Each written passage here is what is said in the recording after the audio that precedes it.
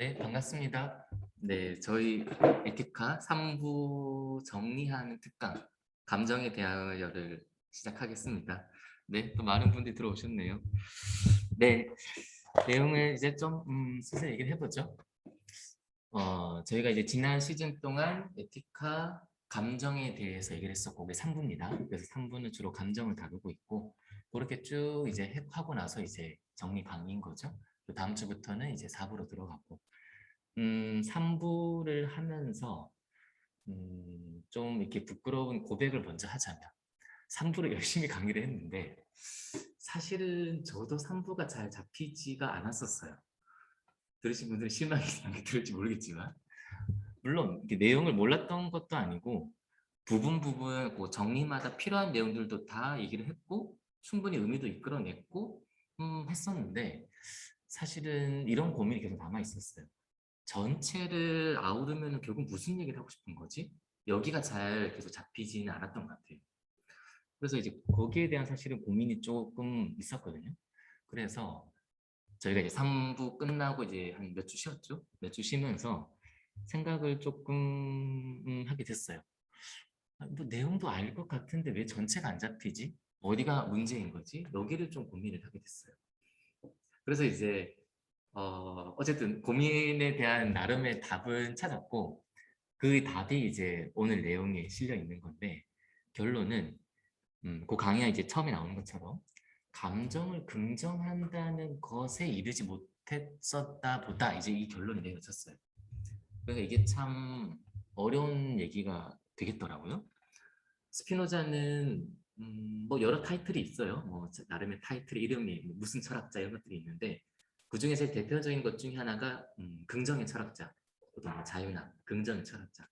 그래서 뭐 들레제 같은 사람은 순수 긍정의 철학자 이렇게 또 스피노자를 부르기도 하고 그런 긍정의 철학자가 에티카에서 한 부나 할애를 해서 3부 전체의 감정을 다룬다? 기본적으로 감정을 긍정하겠다는 의미가 이제 크죠. 그렇죠? 간단하게 써보면 이 감정에 대한 감정을 긍정하자 이제 이런 것들이 메인이 될 텐데 근데 이제 저의 문제는 또 그거죠.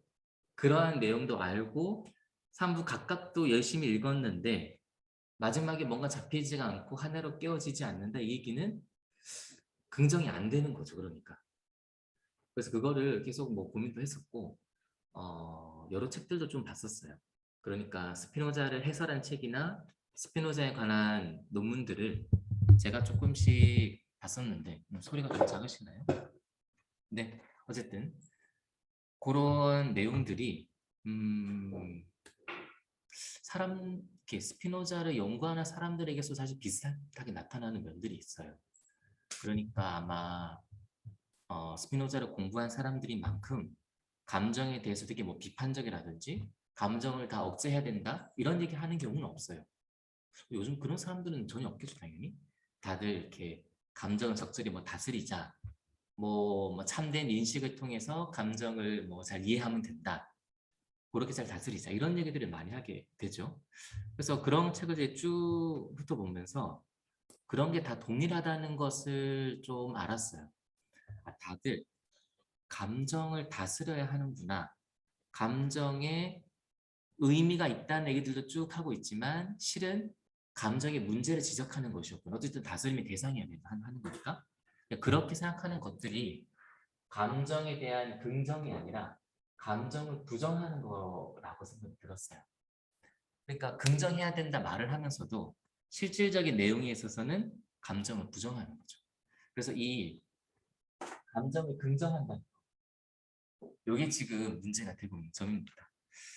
음, 긍정한다는 얘기는 요즘에도 많이 나오고 있는 것 같아요. 그게 뭐 삶을 긍정하든 뭐 감정을 긍정한다 했든. 그런데 이제 이 긍정에 있어서는 사실은 뭐몇 가지 필요한 얘기들이 좀 있습니다. 긍정할 때 대부분 이렇게 많이 생각을 하실 거예요. 긍정하자는 식으로 약간의 이 결심이라든지 혹은 뭐 결의 혹은 마음가짐 그래 긍정해야지 이렇게 생각 많이 해지겠죠? 감정에 대해서도 아마 비슷할 거예요. 스피노자가 보통 감정을 긍정한다는 얘기를 많이 했으니까 그런 걸 좀 읽거나 강의를 들으시면 아, 그렇지. 감정 긍정해야지. 이거 끝나버려요. 그럼 이제 긍정을 많이 해보신 분들도 이렇게 아시겠지만 긍정한다고 결심을 해도 금방 사실은 사그라들죠. 주변에 아마 경험도 많으실 거예요. 자기를 이렇게 속썩이는 존재들이 항상 주변에 있잖아요. 뭐 상사가 됐든 부모님이 됐든 자식이 됐든 친구가 됐든 이제 화가 나다가도 어디서 이제 긍정해야 한다는 얘기를 듣고 아 그래 뭐 긍정해야지 라고 했다가 그 사람 만나자마자 다시 막 화가 나고 그래서 누구나 그런 게 많이 겪죠. 그런데 이제 그럼 왜 긍정이 안 되느냐? 긍정해야 된다고 생각을 하지만 왜 번번이 무너지느냐? 그거는 바로 이 긍정을 계속 결심이나 결의, 마음가짐으로 생각하기 때문에 거기에 문제가 있어요. 긍정 사실은 그렇게 이루어지는 게 아닙니다. 긍정은 실은 그 밑바탕에서 아주 철저하고 공고한 알을 바탕으로 해요. 인식 혹은 뭐 새로운 이해. 여기가 갖추어져야지만 긍정도 가능해요. 그러니까 긍정한다는 거는 역시 이런 순간적인 결심이 아닌 거죠. 세계라고 할까요? 뭐 존재라고 할까요? 주변의 사물, 인간관계라 할까요? 이 모든 것들을 새롭게 볼 수 있는 알미 구축이 되어야지만 그 구축된 암 속에서 대상도 새롭게 보이게 돼요. 그 새롭게 보이는 거를 통해서만 긍정이라는 것도 항구적으로 가능해집니다. 그래서 이 암과 인식을 얼마나 튼튼하게 다져놓는가, 얼마나 예전처럼 보지 않고 새로운 방식대로 볼 수 있고 그게 좀 흔들리지 않는가, 여기가 긍정을 뜻하게 돼요. 음. 그래서 다시 제 얘기로 돌아오면 3부가 이해가 안 됐다고 할 때 긍정하는 의미고 필요하고 감정이 중요하다를 몇 번 역설을 했는데 여기를 구축하려고 했던 거였어요. 저도 물론 3부를 읽어가면서 아 그렇지 감정에 이런 거고 이런 것들이 있어 구축하려고 했는데 여기서 한 번 더 얘기를 하면 이게 구축이 잘 안 된 거였어요. 그러니까 제가 읽고 나서도 도대체 3부가 무슨 의미인지가 잘 잡히지 않았던 거예요. 이거를 하려고 해도 잘 안 되었다. 그럼 다시 또 생각을 했어요. 인식이나 알면 구축해서 만들어서 긍정하려고 했는데 왜 그게 잘 안 됐지? 거기에는 여기가 지금 작용하고 있다고 생각을 해요. 부정. 감정에 대한 부정적인 시선, 감정에 대한 부정적인 인식, 마찬가지입니다. 이 감정에 대한 부정적인 인식과 시선이 너무 공고하게 자리 잡고 있는 거예요. 물론 저 안에서도. 그러니까 이 틀 자체를 깨지 못하는 이상 아무리 긍정한다는 내용을 읽고 들어와서 알을 만들어 보려고 해도 계속해서 이게 바뀌지가 않는 거예요. 그냥 부정적인데 단점이 많은데 그중에 약간 이런 의미 정도가 있다 해서 그칠 뿐인 거죠. 근데 그렇게 해서는 스피노자의 감정 본격적으로 들어갈 수가 없고 아까 말한 대로 그걸 깰 수가 없는 거예요. 그러면 이제 조금 더 이제 긍정의 의미가 확대돼야 하는 거죠. 어떤 존재를 긍정한다, 감정을 긍정한다는 것은 암과 인식, 이해를 구축하는 건데 이것은 필연적으로 그 이전에 쌓여 있었던 부정적인 인식과 시선들을 타파할 수밖에 없어요. 그러니까 이 긍정한다는 건 이제 훨씬 더 격렬하게 돼요. 그냥 아무것도 없는 평지에서 뭔가 새로운 것을 건설한다는 뜻이 아니라 기존의 그 땅이 부정적인 태도와 시선으로 켜켜이 지금 쌓여 있는 거예요. 그러면 그걸 얼마나 일소시킬 수 있는지, 얼마나 뭐 철폐, 제거할 수 있는지 여기에 지금 달려 있는 거예요. 그래서 이 저 스스로도 감정을 내가 여전히 부정적으로 보고 있었구나는 것을 알았고 이거를 얼마나 많이 바꿀 수 있는지, 이 부정적에서 얼마나 많이 깨트릴 수 있는지가 이 인식을 구축하는 것과 직결된 문제 같아요. 그래야 감정에 대한 긍정도 생겨나는 거겠죠. 그래서 결국 감정이라고 하는 것, 감정을 긍정한다는 것은 이 전체 변화에서 공부를 갖고 올 수밖에 없습니다. 배움. 그래서 기존에 부정적으로 본 것을 벗겨버리는 그러한 공부, 새로운 것을 정립하는 인식에 대한 공부. 요 공부가 바탕이 되어야 긍정이 되는 거죠. 그래서 우리가 공부가 필요한 이유는 아마 여기에 있지 않을까 싶어요. 그냥 허무하고 공허한 결심으로 끝나지 않기 위해서는 철저한 이제 공부가 필요한 거죠, 배움이. 그래서 뭐 결론적으로 이제 뭐 필요한 얘기는 다 했습니다. 긍정을 한다고 할 때 이런 이미지를 떠올리면 좋을 것 같아요. 하나는 전쟁과 같은 거예요. 땅을 정복해 나가는 전쟁. 근데 그 땅은 아까 얘기처럼 무주공산이 아니에요. 이미 부정적인 것에 의해서 점령당하고 있는 영토를 격렬한 투쟁으로 확보해 나가는 노력. 그 공부, 거기 위해서만 긍정이 가능하다. 이러한 저항의 모델을 좀 그리시면 좋을 것 같아요. 또 하나는 오늘 이제 강의하니 그걸 할 건데 이 부정적인 것을 얼마나 떨쳐내서 얼마나 멀리 나갈 수 있는지 부정적인 것에서 벗어나서 얼마나 높이 치솟을 수 있는지 여기가 이제 긍정과 관련되는 거예요. 그러면 이제 긍정 판단 이미지는 올림픽 경기 같은 걸 떠올리셔도 좋아요. 창던지기나 높이뛰기 같은 내가 있는 지금의 지반으로부터 얼마나 멀리 던질 수가 있는지 높이뛰기처럼 내가 있는 지금 이 위치로부터 얼마나 높이 새롭게 많이 변할 수 있는지 감정에 대한 부정적 시선을 얼마나 많이 벗어 던지고 새로운 것을 형성할 수 있는지 여기가 지금 관련된 내용이 됩니다. 그래서 결론적으로 감정을 긍정한다는 것은 단순히 결심이 아니라 공부를 필요로 하는 거고 우리가 하고 있었던 감정에 대한 부정적인 생각들을 얼마나 멀리 날려버릴 수 있는지 오늘 이것이 학습 목표입니다. 강의의 목표. 감정을 긍정하자 동시에 부정적인 것을 벗어나자. 각자 이제 시도들이 필요하겠죠. 네. 그래서 강의 안에 소 챕터들을 뭐 굳이 말다운표 같은 거 좀 넣었어요. 첫 번째는 내 나쁜 감정 내 탓인가요? 라고 굳이 억지로 좀 붙였어요. 제가 또 원래 강의에 이렇게 잘 안 쓰거든요. 좀 민망해서. 그런데 이렇게 함축적인 그래도 말로 우리가 느끼는 감정에 대한 인식을 좀 딱 박아주는 게 조금 더 좋다고 생각 들었어요. 그래서 뭐 뒤에도 계속 다루겠지만 좀 부끄러운 무릅쓰고 굳이 따옴표를 좀 말을 넣었습니다. 그렇죠? 같이 한번 보시죠. 자, 우선 첫 번째입니다. 내 나쁜 감정이 내 탓인가요?에서 감정이 나쁘다고 보는 것이나 내 감정이라고 하는 것도 오늘 비판의 대상이에요. 그렇지만 이걸 이제 뒤에서 보기로 하고 우선 기본 목표는 내 탓이라고 생각하는 거를 먼저 좀 얘기해 보고 싶어요. 아마 이런 느낌 많이 드실 거예요.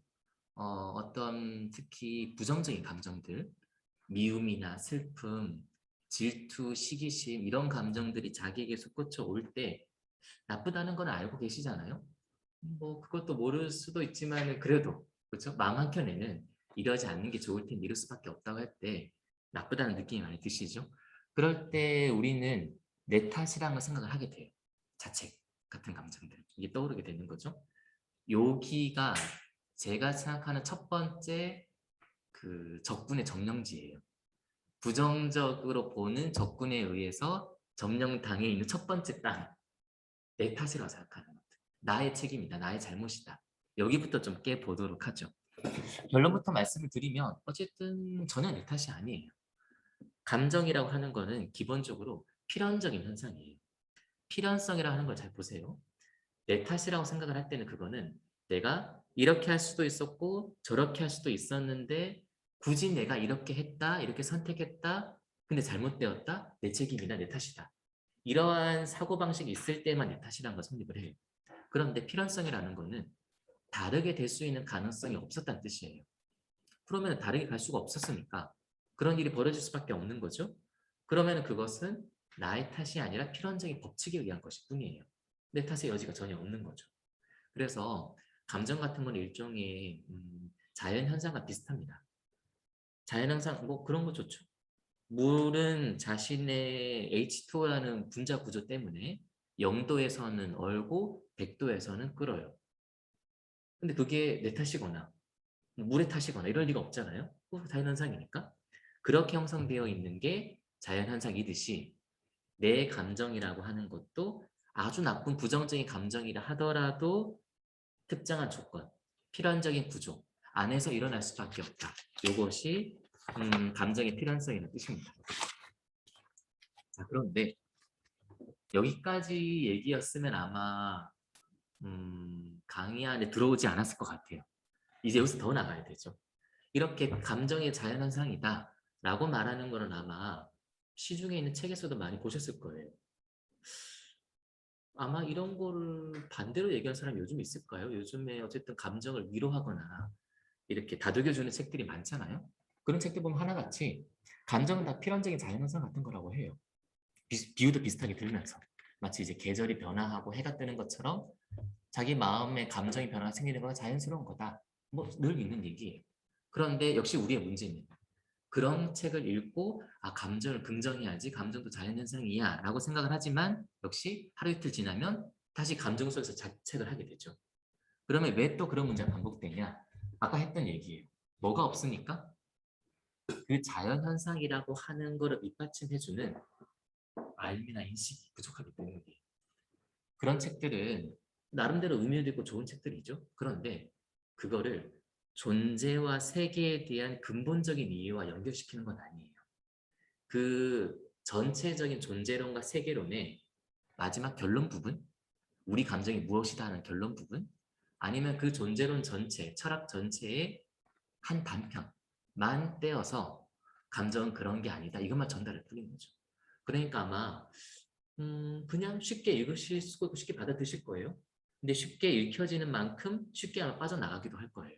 밑에 토대가 없으니까요. 그러면 그런 내용들은 그냥 암기의 내용이에요. 이해나 인식으로 가는 게 아니라 감정이 자연현상이더라를 외워놓고 계속 되새김질 해야지만 의미가 생기는 거죠. 마치 교회에 가서 매주 좋은 말씀을 들어야 이 다시 깨달음이 부활하는 것처럼 혹은 매주 누군가를 다시 만나서 새로 그 얘기를 해야지만 다시 생각나는 것처럼 그런 이제 결론만 있기 때문인 거죠. 그래서 그 이야기를 더 깊숙이 가져간다, 근본적으로 가져간다, 순간의 태도로 지나치지 않게 만들려면 그거를 붙잡아 줄 수 있는 게 필요하고 그게 바로 존재와 세계 전체에 대한 이해와 결부시키는 거예요. 그 얘기 좀 해봅시다. 사실은 이제 이 내용들이 필요하기 때문에 에티카는 1부와 2부에 걸쳐서 존재와 세계에 대한 내용을 길게 얘기해요. 특히 1부는 이 세계라는 게 무엇이고 이제 신이 되기도 하죠. 신과 이 세계라는 게 무엇이고 어떻게 이루어져 있는지 여기에 아주 큰 할애를 하거든요. 그럴 수밖에 없는 게 일부에서 그거를 탄탄하게 구축을 해야지만 뒤에 인간이든 정신이든 감정이든 와서 그게 쭉 이어질 수 있는 거죠. 그렇죠? 뭐 그 얘기만 짧게 한번 해보도록 하겠습니다. 제가 뭐 강의 때 계속 에티카 얘기를 하면서 강조했던 거는 자기 활동성이죠. 물론 이 표현은 에티카에 직접 나오는 표현은 아닙니다. 뭐 제가 내용상 만들어내는 거니까 자기 활동성이라는 말의 뜻은 보통 이렇게 오해하기 쉬울 것 같아요. 자기라는 게 있어서 자기가 활동이라는 걸 하더라. 이렇게도 많이 생각하실 것 같아요. 그런데 이런 걸 뜻하려고 하는 건 아닙니다. 왜냐하면 이렇게 생각을 하는 순간 활동을 하게 되는 자기라고 하는 거를 또 전제해야 되잖아요. 그러면은 자기라는 게 미리 있어서 활동하나 보다 하니까 또 이 자기라고 하는 것으로 또 돌아가게 돼요. 이거를 끊으려고 하는 겁니다. 그래서 자기 활동성은 스스로 활동하는 것 자체예요. 제가 이렇게 스스로라고 표현하는 것도 자기가 활동하는 것처럼 자기가 주어가 돼서 활동이란 동작을 한 애가 아니라 스스로를 마치 부사라고 할까 이거를 활동한 자체가 그냥 있을 뿐이에요. 근데 다른 아무것도 없다는 점에서 자기 활동성이라고 부를 수 있는 거죠. 같은 의미로 자기 변화 이런 얘기도 가능합니다.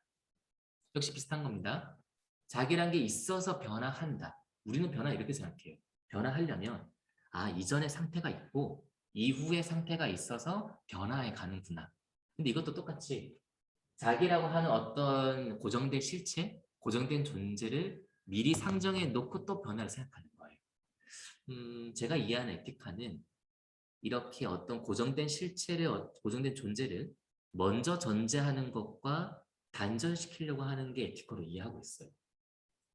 역시 이것도 마찬가지입니다. 변화 자체만 있을 뿐이에요. 무수한 변화들이 이루어지는 그 과정 속에서 뭐 어떤 존재나 특성들이 드러날 수는 있어도 그게 먼저 있지는 않은 거죠. 변화 자체, 활동성 자체. 조금 영어 문법을 굳이 가져오자면 동사 원형으로서의 동사예요. 영어 시간에 우리가 비동사 배우는 것처럼. 비동사 기억이 나시나요? 비동사는 1인칭, 2인칭, 3인칭으로 드러나기 전에 있음 자체, 있다는 것 자체 그게 비동사죠. 그러니까 비동사라는 뜻은 이 자기라고 하든 고정된 실체라고 하든 1인칭, 2인칭, 3인칭이라고 하든 특정한 인칭이나 존재로 환원되지 않는 활동 자체예요. 그게 비동사죠. 혹은 동사 원형. 내가 먹는다가 아니라 먹는다 자체, 먹음 자체. 그게 활동성 자기 변화라는 뜻입니다. 이런 것이 에티카에서 신이고 세계이에요. 그럼 결국 세계라고 하는 것도 신이라는 어떤 존재가 있어서 세계를 만들거나 창조하는 모델이 아니에요. 신 자체도 자기 활동적 변화 자체, 활동 그 자체니까 그게 그냥 신인 거죠. 그럼 그 신이 자꾸 이게 신이라니까 고정된 실체를 떠올릴 테지만 계속 움직인 자체 동사 원형이라고 생각해 주세요. 그러한 신이 수없이 변화해가는 양상, 모습들이 이 세계를 이루고 있는 총체입니다. 그렇죠? 뭐 좀 낯설시겠지만 요 정도 일단 정리해 봅시다. 이렇게 되어 있는 게 세계라 보면 좋을 것 같아요. 그래서 이 세계는 저절로 스스로 변화해가는 거로 보시면 돼요. 아마 이런 용어로 얘기를 해서 더 낯설 수는 있는데 자연 자체를 떠올리시면 이해는 쉬우실 것 같아요. 오늘 벌써 계절이 바뀌었다는 게 느껴지잖아요. 낮에는 약간 더운 느낌이 있었는데 저녁에 금세 서늘해졌잖아요. 그러면 며칠 전까지만 해도 더웠는데 순식간에 날씨가 바뀐 이 변화가 생겼을 때 변화를 일으킨 주체나 존재가 따로 있나요? 뭐가 있어서 변화 일어나지 않잖아요. 그냥 그 온도 자체, 계절 자체가 변화해 가는 거, 흐름 자체. 우리는 이걸 계절이라고 불러요. 그러니까 계절은 어떤 물체나 사물로 딱 포착할 수가 없는 거죠. 자연도 마찬가지죠. 자연을 떠올리시면 아마 뭐 꽃, 나비, 사물을 떠올리시겠지만 실은 그 수많은 변화들을 이뤄내고 계절을 바꾸고 시간을 흘러보내고 있는 그 자체가 자연이죠. 그러면 자연도 자연이란 우리가 명사처럼 얘기를 하지만 실은 자연화하고 있다, 변화하고 있다, 진행되고 있다는 자체가 이미 자연이죠. 마치 계절처럼. 그런 거를 생각하시면 좋을 것 같아요. 그렇게 이루어지고 있는 게 우리의 세계고 우리의 존재다. 이런 뜻입니다. 이렇게 이제 자연에 대해 얘기를 했다면 이제 우리 얘기를 해보죠. 이 자기 활동성이라는 게 하나의 특성이자 원리나 힘으로서 이제 우리에게 옵니다. 우리에게 왔을 때 이름을 보통 코나투스라고 불러요. 네. 스피너에 조금 익숙하신 분들은 코나투스 얘기를 많이 들어보셨을 것 같아요. 코나투스는 이런 뜻입니다. 자기 존재를 존속하려는 노력으로 보통 많이 얘기를 해요. 근데 이제 노력이 들어왔다고 해서 나의 의식적인 노력, 개인적인 노력, 공부 열심히 해야지 이런 것과는 다릅니다. 이 노력은 우리가 갖고 있는 존재라고 할까요? 우리 의식으로 포섭되지 못하는 우리 전체, 나라고 하는 개인 전체. 생명도 좋습니다. 네. 이 존재적 층이나 나의 생명이라고 하는 층위에서부터 이루어지고 있는 노력, 고군분투 이런 것들이에요. 그걸 이제 코나투스라고 부르죠. 그래서 보통 이제 노력한 미코나투스 이렇게 번역도 그대로 하고 자존력이라고 번역하는 경우도 종종 봤어요. 스스로 존재, 존속하려는 힘 이런 거죠. 그러한 의미에서 힘. 그래서 이 코나투스는 존재 자체를 존속, 유지, 구성해 나가려는 노력, 힘, 존재나 생명의 차원에서 이루어진 힘입니다. 그런데 이 코나투스가 세계를 변화시키고 세계를 형성하는 자기 활동성이 우리 안에 들어온 거예요. 우리가 이제 그런 존재죠. 그래서 이 코나투스의 특성이 요 자기 활동 특성과 완전히 공유하고 있는 거예요. 그럼 아까 그런 얘기 했었죠? 자기 활동성은 자기 변화다. 스스로 변화해 나간다. 그러면 이 힘이 우리에게도 있으니까 우리라는 존재도 스스로 형성해 나가고 스스로 변화시켜 나가는 거예요. 그럼 이제 우리 존재가 스스로를 변화시켜 나간다? 요 변화가 바로 감정이에요. 뒤에서 또 자세하게 다루긴 하겠지만 어쨌든 코나투스라는 힘의 변화 양상, 변화 모습들이 매번의 감정으로 드러나는 겁니다. 그러면 이제 중요한 얘기 섞여졌어요. 세계의 힘과 그 세계는 저절로 스스로 변화해 나가고 있어요. 그게 세계의 원리죠. 그런데 이 원리가 우리에게도 그대로 들어와 있고 그대로 작동하고 있어요. 전혀 다른 게 아닙니다. 다만 크기가 작다고 할 수는 있어요. 왜냐면 우리가 세계랑 같지는 않잖아요. 크기는 작을 수 있어요. 그러니까 일부라고 해도 돼요. 그런데 의도적으로 일부라고 하는 표현을 조금 피하고 싶은 거는 일부라고 하는 순간 우리가 이미지에 떠올리는 거는 부족하다는 느낌이에요. 뭔가 결여돼 있고 빠져 있다. 그런데 스피노가 생각하는 일부는 뭔가 빠지고 부족한 상태로서의 일부가 아니라 그 힘 자체는 온전히 다 들어와 있어요. 다만 크기가 작을 뿐이에요. 작은 수준 안에서 똑같은 일이 벌어지고 있다는 점에서 동등하다고 보셔도 돼요. 그러면 세계가 작용하는 힘이 우리를 작동시키고 있는 거고 세계에서 계절이 변하고 자연이 바뀌는 힘 자체가 우리를 변화시키고 있는 힘이에요. 그 변화가 바로 이 코나투스의 변화가 바로 감정이다. 이렇게 보시면 좋을 것 같아요. 왜 이런 얘기를 하느냐? 요번 지금 하는 얘기의 첫 번째 얘기에 통하게 돼요. 그런 얘기 했었죠? 감정이라는 것은 내 탓이 아니라 우리에게 일어나는 필연적 자연현상과 같은 거라고. 실제로 자연이 변화해가는 그 원리 자체가 우리에게서는 감정을 일으키고 있는 거예요. 그러면 우리에게서 감정이 매번 이게 변해가는 거죠. 아침에는 기뻤다가 오후에는 슬펐다가 저녁에 다시 기뻐지는 이러한 흐름들. 마치 계절이 바뀌고 시간이 지나가서 생물들이 성장하고 자라는 것 같은 똑같은 흐름들이 우리에게 일어나고 있는 거예요. 이게 비유적인 표현이 아니라 스피노자 알기에서는 존재의 원리상 완벽하게 동등한 현상이에요. 그러니까 자연현상이 게 똑같은 거죠. 이런 이해들을 좀 해주시면 좋을 것 같아요. 그런데 또 한 번 나가본다면 이렇게 얘기를 해도 그렇구나라는 느낌이 들어도 와닿지는 않으실 거예요. 왜냐하면 여기는 또 이러한 생각들을 가로막는 장애물이 하나 더 있어요. 개체주의라고 일단 불러봅시다. 어떤 뜻이냐 하면 우리의 정신이나 마음이라고 하는 거를 우리 안에 있잖아요. 밖에 있는 게 아니니까. 안에 있으니까 이거를 우리는 우리 개체라는 존재 안에 심리, 내적 심리라고 생각을 해요. 이걸 개체주의라고 할 수 있어요. 무슨 뜻이냐 하면 내 마음이잖아요. 내 마음이니까 내 거죠. 나에게 일어난 일이니까.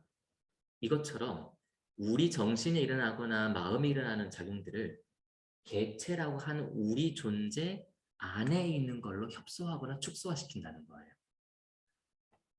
그래서 내 마음이니까 남이 어떻게 할 수 없고 나와 관계하고 있는 거니까 내 거지. 무슨 일이 벌어지면은 그 안에서 무슨 일이 벌어지면 설령 자연현상이라 치더라도 무슨 일이 벌어지면 그것은 내 탓이지 이렇게 생각하게 돼요. 그러니까 내 마음은 나에게만 있는 협소하고 축소한 나만의 것이야 라고 하는 개체주의 생각 때문에 자연현상과 동일한 거다라고 말을 하더라도 나에게 있는 거니까 내 문제지 라고 생각한다고. 그런데 이 개체주의라고 하는 것이 사실은 타당한 게 아닙니다. 정신이나 마음의 작용이라고 하는 거는 그 자체로 우주적인 현상이에요. 개체를 넘어서서 이루어지고 현 현상이에요. 그러니까 개체 안으로 축소하거나 협소화시킬 수가 없는 거죠. 뭐 아마 이후에서 좀 더 보게 될 텐데 감정이 일어나는 과정을 한번 잘 생각을 해보세요. 나라고 하는 개체 안에서 발생하는 건 아니에요. 물론 느끼는 건 내가 느끼죠. 내가 느낀다는 점에서는 내 안에 있다고 해도 되지만 그게 실제로 영향을 미치고 있는 거는 나라고 하는 존재를 벗어나 있어요. 아마 그런 거 많이 느끼실 거예요. 가족의 누구 한 사람이 아프다든지 혹은 자기가 이렇게 같이 지내는 뭐 반려견, 반려묘가 어디가 아프다든지 그러면 내내 그게 마음에 신경이 쓰이잖아요. 그렇죠? 신경이 쓰인다는 거는 내 마음이 그 존재에 지금 다 있다는 뜻이에요. 만약에 내 마음이 내 안에서 일어나는 걸 끝나버린다면 그건 갈 수가 없는 거죠. 그런데 항상 염두에 두고 항상 생각이 나고 회사에 가 있지만 집에 있는 이렇게 생각이 나고 잘 지내고 있는 생각이 들고 자식이 멀리 떨어져 있더라도 걱정이 되고 이거는 마음이라고 하는 게 우리 물리적인 신체 안에 갇혀 있는 게 아니라 정신적인 세계 속에서 그 존재가 지금 하나를 이루고 있기 때문이에요. 그러니까 신경이 쓰이는 거죠. 그러니까 그런 존재가 아플 때 실제 내가 아픈 것처럼 느끼고 이런 일들이 비일비재하게 일어나고 있는데도 우리는 내 마음은 내 물리적 공간 안에 있으니까 내 거야라고 하는 개체주의 때문에 마음의 흐름을 자기 존재 안으로 축소시킵니다. 이러한 생각이 있으니까 자연현상이라든지 우주의 원리와 동일하다는 얘기를 들어도 쉽게 내 탓이라는 생각을 버릴 수가 없어져요. 그렇죠? 그래서 뭐 결론적으로 좀 마무리해보자면 결코 감정은 내 탓이 아니다. 일단은 필연적인 것처럼 세계와 자연이 운행되는 원리와 법칙으로서 내 마음에도 똑같은 변화들이 일어난다. 똑같은 힘과 똑같은 작용으로. 내 마음이 자연과 같다는 것은 비유적 표현이 아니라 뭐 철학적인, 형이상학적인 이론 구축 안에서 만들어지고 있는 내용이에요. 그리고 이거를 더 깊게 이해를 하시려면 내 마음을 내 안으로 가두지 않는 사고도 같이 필요하다. 그렇죠? 그런 것 정도가 조금 필요할 것 같습니다. 네, 뭐 좋습니다. 조금 더 내용 가보도록 하죠. 연결되어 있는 내용들이니까 좀 가봐야 될 것 같네요. 3페이지 강의를 보시면 이제 두 번째가 나옵니다.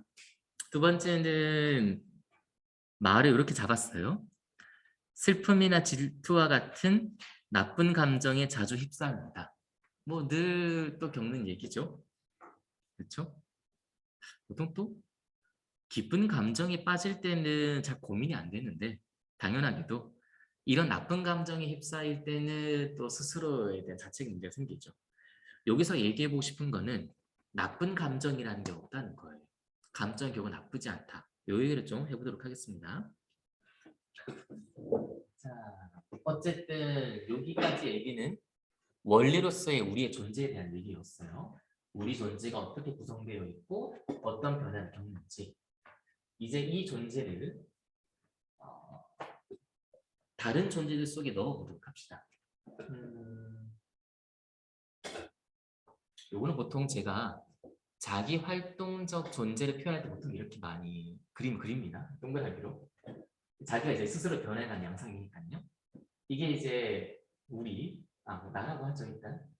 나라고 하는 존재가 됩니다. 그렇죠? 역시 나가 있어서 변화하는 게 아니라 이렇게 변화해가고 행해 나가는 존재 자체를 나라고 생각을 해보세요. 1부와 2부나 아까 얘기처럼 원리상으로 우리 존재는 이런 존재예요. 하지만 우리는 결코 혼자 살 수가 없죠. 그러니까 실은 우리 주변에는 이거와 똑같은 자기 활동적 존재들에 의해서 관계를 맺고 있습니다. 네. 뭐 하나 더 볼까요? 이 관계 양상을 믿고 있는 거죠. 스피노자한테는 비단 인간만이 자기 활동적 존재인 건 아니에요. 모든 삶을 그냥 뭐 동식물 말할 나위도 없고 모든 삶을 지금 있는 칠판, 뭐 보드마카, 종이, 컴퓨터 모든 것들이 자기 활동적 존재예요. 심지어는 관념, 생각의 덩어리 하나 감정 하나하나조차도 자기활동도 존재라고 보고 있어요. 이 모든 존재가 자기활동 존재입니다. 근데 우리는 당연히 혼자서 살아갈 수가 없고 혼자 따로 있는 빈 공간의 진공성이 있는 존재는 아니죠. 이렇게 자기활동적인 존재가 다른 자기활동적 존재, 다른 사람도 좋고 다른 물건도 좋고 들과 관계를 맺으면서 살아가고 있어요. 여기에서 이제 사건이 벌어집니다. 어떠한 자기활동적 존재는 우리와 좋은 만남을 맺을 수가 있어요. 그렇죠? 잘 맞는 거죠. 아마 각자가 이런 거는 비슷할 수도 있고 다를 수도 있을 것 같아요. 보통 술 같은 거를 생각을 하면 처음 한두 잔까지는 좋은 만남이겠죠? 마시면 기분도 좋고 뭐 조금 활력도 돌고 그런데 저 같은 경우는 술을 전혀 마실 수가 없기 때문에 저는 첫 잔부터 불행한 만남이 돼요. 그래서 마시면은 남들과 다르게 혼자 이제 기분이 좀 다운되고 말수가 없어지고 침울해지거든요. 그리고 이제 술자리에서 가면 술 좋아하시는 분들 같이 있으면 점점 이제 분위기가 고조되는데 저만 혼자 다운돼요. 이게 잘 안 맞는 거죠, 분위기가. 그러니까 저와 술은 잘 좋지 않은 만남이에요. 그런데 또 다른 분들은 이제 좋은 만남이 되겠죠? 그런 거 있을 테고. 또 반대로 누구에게나 나쁜 만남들도 있을 거예요. 가령 먹는 음식으로 치면 독 같은 거, 독성이 있는 물질은 나와 이제 잘 맞지 않는 만남이죠. 그러니까 우리라고 하는 자기활동적 존재는 수많은 대상, 수많은 인간관계, 수많은 존재들 속에서 관계들을 맺으면서 살아가고 있어요. 어떤 만남은 좋은 만남, 어떤 만남은 좋지 않은 만남, 이런 것들이 이루어지고 있는 거죠. 자, 그럼 이제 이 만남들에서 이제 문제가 생기게 됩니다. 좋은 만남을 한다는 뜻은 조금 더 철학적으로 얘기를 하면 나라고 하는 자기활동 존재와 다른 자기활동 존재가 하나의 커다란 공동체를 맺고 있는 것과 같은 얘기가 돼요. 좋은 만남, 즉 잘 결합했다, 잘 합성되었다는 뜻이니까 이제는 이 전체가 하나의 거대한 자기활동적 존재를 이루게 돼요. 느낌이 오시나요? 그렇죠? 뭐 이런 존재는 많죠. 각자 좋아하는 음식, 그렇죠? 잘 맞아서 공동체가 이루어지고 있는 거고 반대로 다른 사람과 잘 맞다? 뭐 연인 관계 그럴 수도 있고 마음이 잘 맞는 친구 관계일 수도 있고 그렇게 함께 지내면 즐거움이 커지잖아요. 그거는 좋은 만남이 함께 이루어져 있다. 하나의 공동체가 이루어졌다. 이런 뜻입니다. 공동체라고 해서 꼭 물리적 결합만을 생각하실 필요는 없어요. 아까 개체주의 얘기를 했었잖아요. 개체주의가 아니니까 꼭 물리적으로 막 붙고 있고 화학적으로 결합을 해야지만 공동체를 이루는 건 아니에요. 정신이나 심리상 하나로 묶여 있을 수 있다. 그럼 이미 공동체가 되는 거예요. 그렇죠? 이런 경우. 이제 감정 얘기가 돌아오게 됩니다. 좋은 만남을 맺어서 하나의 큰 공동체를 이루게 될 때 감정은 이것을 기쁨으로 보여줘요. 여기 감정의 역할입니다. 다시 정리를 할까요? 우리에게 기쁨이 생겼다, 기뻐졌다라는 말의 뜻은 어떠한 만남들 속에서 공동체를 이루었다는 뜻이에요. 혹은 어떠한 존재와 함께 있게 되었는데 그 존재와 함께 상호 연결이 잘 되더라 했을 때 우리 존재는 이렇게 있는 지금 존재보다 확장이 되고 훨씬 더 커지겠죠? 우리 존재의 증가이기도 해요. 같은 의미의 공동체입니다. 그렇게 존재가 증가했다, 우리의 코나투스가 확장되었다 했을 때 감정은 기쁨의 신호를 보내게 돼요. 그렇죠? 지금 기쁨을 이렇게 정리할 수 있어요. 반대 케이스를 생각해 볼까요? 반대 케이스는 좋지 않은 만남이에요. 좋지 않은 만남의 뜻은 아까 좋은 만남이 공동체를 더 크게 형성시켰던 것처럼 좋지 않았던 만남, 잘못된 만남은 내가 갖고 있는 공동체라는 것을 축소시키거나 작게 만들어요. 즉 공동체를 떼어가 버린다는 뜻이에요. 굳이 그림이 이렇게 될까요? 나라고 하는 존재도 개체라고 생각을 하겠지만 사실은 공동체라고 볼 수 있죠. 우리 존재도 이미 공동체입니다. 뭐 그렇잖아요. 뭐 당연히 우리로 이루고 있는 수많은 기관들이 있죠. 뭐 눈, 코, 입, 손발도 마찬가지고 게다가 오장육부도 있고 그런 거 한번 느끼시겠죠?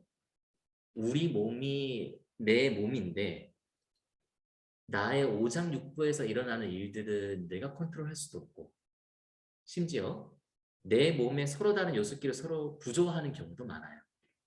그러니까 만약에 공동체가 아니라 하나의 개체라고 하면 우리 몸 자체가 부조화가 일어날 일이 없잖아요. 한쪽은 이런데 반대쪽은 이제 다운이 되는 거죠.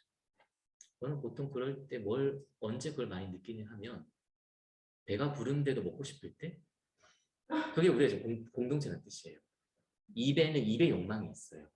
입은 입의 코나투스로 입의 활동을 계속하고 싶어 해요. 그래서 먹고 싶어 하는 거죠. 혀의 감각. 그런데 그 입이라고 하는 데가 아주 격렬하게 활동하고 싶어 합니다.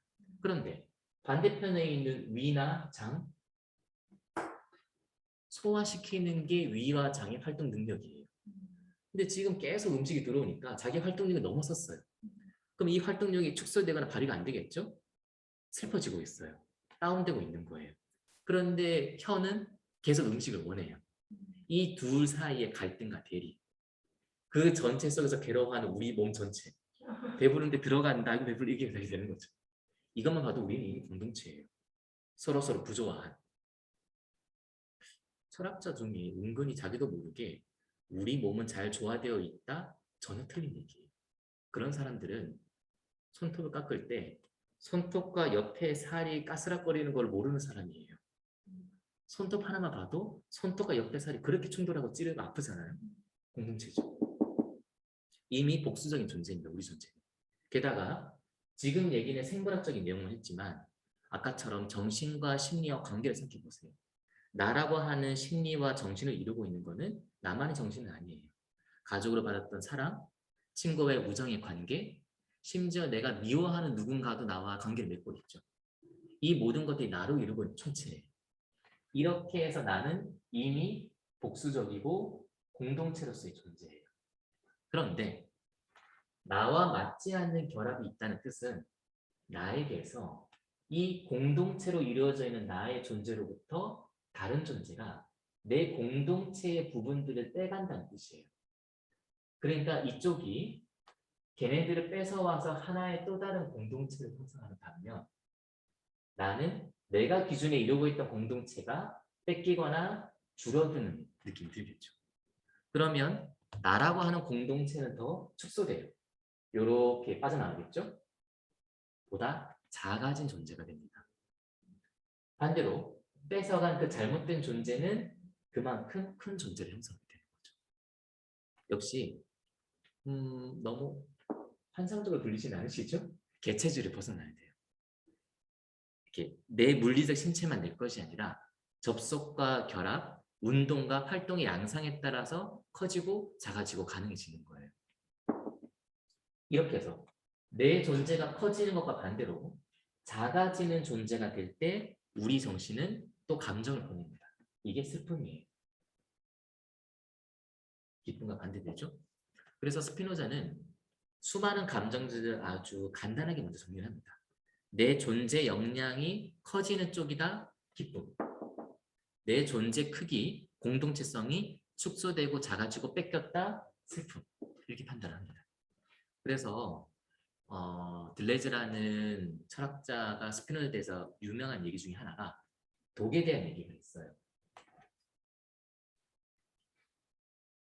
뭐 책에서는 비소라는 얘기를 듣는데 뭐 무슨 독이든 상관이 없습니다. 독이든 물질을 먹었어요. 그러면 이 독조차도 하나의 자기 활동적 존재예요. 토나투스를 지니고 유지시키려고 하고 자기 공동체성을 넓히려고 하는 존재입니다. 그러면 그 존재가 쭉 들어와서 우리 몸에 탈을 일으키겠죠? 탈을 일으킨다는 뜻은 이 얘기를 치면 우리를 이루고 있던 구성 성분을 뺏겨서 독쪽에 붙여서 공동체 형성된다는 거예요. 그럼 우리는 그만큼 우리의 뭐 위나 장이나 독에 중독되고 있는 부분들을 뺏겨나가겠죠. 점점. 뺏겨나갈수록 우리는 슬퍼져요. 기분이 다운되고 생명력이 저하되고 있는 걸 느낍니다. 반대로 독은 어떨까요? 자기의 공동체성이 확장되고 있는 거죠. 독은 행복감을 느낍니다. 우리 속에서 기뻐하고 있는 거예요. 우리 중독시켜 나갈수록. 이것처럼 감정이라고 하는 것은 결코 우리 정신 안에 인간의 독특한 감정이 아니에요. 모든 존재들이 존재의 크기가 변화해 가고 결합하고 해체하는 관계 속에서 생겨나는 정신적 현상들이에요. 그러니까 우주 전체가 그럴 수 있겠죠. 그렇죠? 이게 기쁨과 슬픔의 의미입니다. 자, 이제 의미를 조금 더 가보도록 하죠. 강의 안의 페이지로는 한 5페이지 정도가 좋을 것 같습니다. 네. 그러면 이제 결론을 좀 내려보도록 하죠. 감정이란 무엇인가? 혹은 좀 일반화시켜서 기쁨과 슬픔이란 무엇인가? 그러면은 감정이라고 하는 거는 우리 존재의 크고 작음의 표현이에요. 혹은 우리 존재가 더 큰 공동체를 생성했는지 작은 공동체로 축소되었는지를 보여주는 신호, 사인, 증표예요. 뭐 간단하게 5페이지의 두 번째 문단 정도에 적어놨습니다. 따라서 감정은 존재의 이행, 공동체의 구성, 혹은 다르게 이렇게 표현할까요? 더 큰 흐름 속으로서의 참여, 그럼 더 큰 공동체가 이루어지는 거겠죠? 이자 이행된 존재의 자기 표현이다. 표현이라고 해서 또 누가 뭔가를 표현하나 보다 생각하실 필요는 없어요. 아까 얘기처럼 자기 활동적 존재, 자기 스스로 자기를 변화시켜 나가고 있는 거니까 표현도 스스로 보여주는 표현들인 거죠. 이게 감정이에요. 그러면 처음 얘기로 돌아가 보죠. 슬픔과 질투와 같은 나쁜 감정이 자주 휩싸인다라는 뜻은 이런 의미예요. 이제 해석을 한다. 슬픔이 생겼다라는 뜻은 지금 나의 존재가 훨씬 더 작아지거나 축소되고 있다, 무언가에게 뺏기고 있다 이런 뜻이에요. 혹은 더 일반식으로 얘기를 할까요? 지금 무언가 만남을 이루어지고졌는데 뭔가 마주침이나 결합이 생겼는데 이게 좋지 않은 결합이야, 좋지 않은 만남이라고 알려주고 있는 거예요. 이렇게 감정을 이해하셔야 돼요. 그러면 이 감정은 뭐 부정적인 거는 맞죠? 우리가 위축되고 있는 거니까요. 하지만 결코 나쁜 감정은 아니에요. 오히려 우리한테 지금의 상황과 조건이 뭔가 나빠지고 있어 존재가 위축되고 있는 걸로 가고 있는 거야를 알려주는 사인으로 읽으셔야 돼요. 나쁜 게 아니라 정보를 주고 있는 거죠. 요 얘기를 조금 더 해보겠습니다. 거기 5페이지 중간에 제가 작게 인용문을 하나 넣었어요. 요거는 어디서 가져온 인용문인가 하면 안토니오 다마지오라는 신경생리학자가 있습니다. 들어보셨나요? 그 스피노자의 뇌라는 책으로 유명해요. 저는 스피노자를 워낙 좋아하니까 가끔 알라딘 같은 인터넷 서점에 스피노자를 검색해서 뭐 새로 나온 스피노자 책이 없나 이제 이런 거를 쇼핑을 하거든요. 왜 마음이 이제 지치고 힘들 때 이제 그런 책 검색하는 걸 이제 스트레스를 풀죠. 아, 새로운 게 또 나왔네 이런 거 보면서. 그런데 항상 스피노자를 검색하면 왜 그렇게 새로 출간된 순서로 리스트업을 하는 게 아니라 많이 팔린 순서대로 리스트업을 할 수도 있잖아요. 누가 제일 많이 팔렸나? 어떤 책이? 그럴 때 스피노자를 검색하면 항상 1위에 있는 게 스피노자 뇌예요. 스피노자의 에티카나 스피노자 해설서가 제일 많이 팔린 게 아니라 스피노자의 뇌과학 책이 제일 많이 팔렸어요. 그러니까 아마 사람들의 관심사가 더 여기를 더 이제 궁금해하는 거겠죠. 그렇죠? 어쨌든 그렇게 유명한 안토니오 다마지오가 새 책을 냈는데 그게 느끼고 아는 존재라는 책이에요. 스피노자의 뇌라는 책은 훨씬 더 감정과 정서에 대해서 신경생리학적인 분석이 많거든요. 뇌과학적인 내용이 많은데 요 느끼고 아는 존재라는 책은 장단점이 있는 것 같아요. 장점은 복잡한 과학적 내용을 많이 뺐고 단편적인 결론들만 쓰고 있어요. 그러니까 훨씬 더 쉽게 내용 접할 수도 있어요. 그 전체적인 결론들을. 그런데 약간은 아쉬운 점은 그래서 도대체 왜 이렇게 되지라고 하는 좀 과정이 궁금할 때는 거기에 대한 설명이 많진 않아요. 목적 자체가 본인이 얘기하고 싶은 바를 조금 더 명료하게 전달하겠다? 그런 목적이니까 그 정도의 의미는 충분히 좋더라고요. 이 책을 다 보지는 못했고 요 강의 준비하면서 느낌과 감정에 대한 부분을 좀 봤었는데 내용이 좋더라고요. 한번 보시면 좋을 것 같아요. 그 부분에 인용을 한 겁니다. 첫 부분만 좀 보죠. 진화 과정에서 느낌은 우리가 감정으로 다루고 있는 것을 다마지오는 느낌이라는 말로 이제 먼저 쓰고 있더라고요. 영어로는 feeling을 뜻합니다. 이 feeling은 특정한 유기체 내부에서 일어나는 생명의 화학작용과 초기 신경계 사이의 소극적인 대화로 시작됐을 것이다. 즉, 진화 과정이 쭉 일어나는 것 속에서 느낌, 이런 느낌이 든다, 이런 것들은 생명의 화학, 신경계의 대화 때문에 일어났다는 거예요. 인간보다 훨씬 단순한 생명체 안에서 이루어졌을 이런 대화는 왜 그러냐면 박테리아나 그 원핵생물이라고 아주 미시적인 생물들이 있잖아요. 이런 대화는 부분적인 고통 같은 정교한 느낌이 아니라 그러니까 우리처럼 뭐 손끝이 아프다 이런 세밀한 느낌이 아니라 일반적인 편안함, 기본적인 불편함 같은 느낌을 만들어냈을 것이다. 하지만 이 정도도 상당한 진전이었으리라. 이런 소극적인 대화는 그러니까 정교하지 않다는 점에서 소극적이라고 보는 것 같아요. 생물체에게 다음에 무엇을 할지 말지 또는 어디로 가야 할지 정교하게 알려주는 진압력. 진압력은 옆에 간단히 썼는데 시간, 장소, 상황이나 환경 따위를 올바르 인식하는 능력. 영어로는 오리엔테이션이니까 어떤 방향으로 어떻게 가야 할지를 지시해주는 의미들이 있는 거죠. 그런 힘이라는 거예요. 그런 것을 느낌이 제공했다는 겁니다. 새롭고 극도로 가치가 높은 무언가가 생명의 역사에 출현한 것이다. 느낌. 바로 물리적 유기체에 상응하는 심적 대응물이다. 보셔야 할 점은 아주 진화적인 초기 단계에서부터 느낌이라는 게 편안함이나 불편함 같은 느낌을 만들어냈다는 거예요. 아까 말했던 스피노자 얘기를 치면 기쁨과 슬픔이에요. 뭐 아메바나 원핵생물 같은 게 어떠한 것과 부딪혔다거나 어떠한 농도의 물과 만났다? 그런데 전반적인 느낌이 편안한 거예요.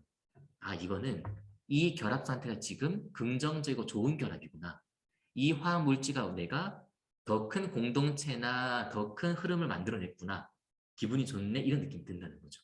기분이 좋으니까 그런 작용들을 계속해 나가겠죠. 이 공동체는 점점 더 커져 나가는 거예요. 반대로 약간의 불편함을 느꼈어요. 아, 이 장소와 조건은 내가 생명 활동을 하기에 적합한 곳이 아니구나. 이 사인들을 주는 거예요. 요게 감정과 느낌이라고 보시면 돼요. 밑에 좀 더 있습니다. 모호하고 확실한 느낌이든 정확한 느낌이든 이들 느낌은 모두 정보를 전달한다는 사실이다. 사인을 주고 내 상황 자체를 지금 인식시켜 주는 거죠. 그래서 감정은 근본적으로 존재의 변화와 인식 판단 능력이에요. 이걸 보셔야 됩니다. 그래서 밑에서 그런 얘기가 나오죠. 중요한 지식을 운반하고 지식을 마음의 흐름 안에 확실하게 심는다. 그 지식이란 다음과 같다. 근육의 긴장, 이완, 위가 찾는가 비었는가, 공복감 같은 거 있겠죠. 심장이 규칙적으로 문제없이 뛰고 있는가, 불규칙하게 뛰고 있는가, 호흡이 쉬운가 힘든가, 통증. 이런 것들 우리는 느낌의 도움으로 이런 다양한 상태에 대해 알게 되면 밑줄 치시면 돼요. 계속 우리는 감정을 우리를 괴롭히거나 힘들게 하거나 뭔가 밀려들어온 걸 생각하는데 다마지오는 일관되게 정보 전달, 알게 해주는 인식 능력이라고 보고 있는 거예요. 그러니까 그 정보는 다음 단계의 삶을 통제하는데 소중한 역할을 한다. 그럴 수밖에 없겠죠. 그렇죠? 이런 게 감정의 기능입니다. 저도 얼마 전에 비슷한 경험을 했어요. 뭐 학원의 일 때문에 갑자기 이제 수업이 생겨서 지금 요 강의 준비를 해야 되는 시기였는데 갑자기 강의가 생겨서 강의를 이제 받아들일 수밖에 없는 상황이어서 굉장히 큰 짜증이 났었거든요. 근데 제가 보통 짜증을 잘 안 냈는데 이 정도 큰 짜증은 한 몇 년 만에 느꼈던 것 같아요. 몇 년 넘긴 한 1, 2년 만에 최소한. 엄청 짜증이 나서 기분이 너무 나빴어요. 그러니까 이제 마음 상태가 그렇게 되니까 그 수업을 들어오는 학생도 괜히 미워지고 원래 그렇잖아요. 이게 다 너 때문이야 그런 느낌 들잖아요. 아니면 그런 강의를 하게 만들었던 모든 구조조건이 다 짜증이 나는 거예요. 그런데 이제 몇 년 만에 그 화가 나서 그 속에 있었는데 그러면서 계속 이 얘기를 하게 되는 거예요. 이걸 찾고만 하다 보면서 그래서 이해를 하게 됐어요. 짜증이 났다는 뜻은 어쨌든 네거티브하게 슬픔과 나쁜 감정이 밀려 들어오는 거죠. 근데 그거는 그런 감정을 일으킨 그 누군가가 나쁘다는 거나 감정 자체가 나쁘다는 게 아니에요. 저한테 나의 이러한 조건 자체가 나에게 지금 맞지 않고 내 존재를 축소시키나 하는 사인을 감정의 형태로 주고 있는 거죠. 정보 전달. 그러면 거기서 알아야 할 거는 그냥 짜증 속에 휩싸여 있는 게 아니라 아, 이 상황이 나쁘니까 이 상황을 반복해서는 안 되겠다 이런 뜻이에요. 그래서 결심을 했어요. 절대 수업을 더 맞지 않겠다고. 아주 완고하게 반대를 해야겠다. 그때는 이런 감정이 들지 몰랐었으니까 괜찮을 것 같아 해서 넘어갔었는데 너무 큰 짜증이 나는 거예요. 이거를 꼭 되새겨서 다음에 그런 제안이 들어오면 강하게 거절해야겠다. 이 인식을 알려주는 게 감정의 작용이에요. 그래서 처음 얘기처럼 감정이 나쁜 게 아닙니다. 상황과 내 존재 자체가 나빠졌다는 걸 알려주는 신호를 읽어줘야 돼요. 그러면 감정이 그냥 일방적으로 당하거나 뒤집어 씌워지는 게 아니라 인식과 판단으로 그 다음 스텝을 밟아 나가시면 돼요. 이게 말하고 싶은 바입니다. 나쁜 감정은 없다. 네, 뭐 좋습니다. 얘기를 좀 많이 했으니까 시간이 많이 됐네요. 1시간 했으니까 한 10분 쉬었다가 뒤에 다른 얘기 좀 해보도록 하죠. 네, 10분 쉬었다 하겠습니다.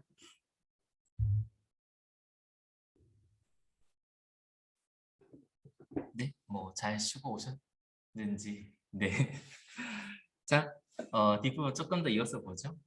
그래서 앞에까지 했던 내용은 사실은 얘기하고 싶은 거는 두 가지였어요. 감정은 필연적인 자연현상이다.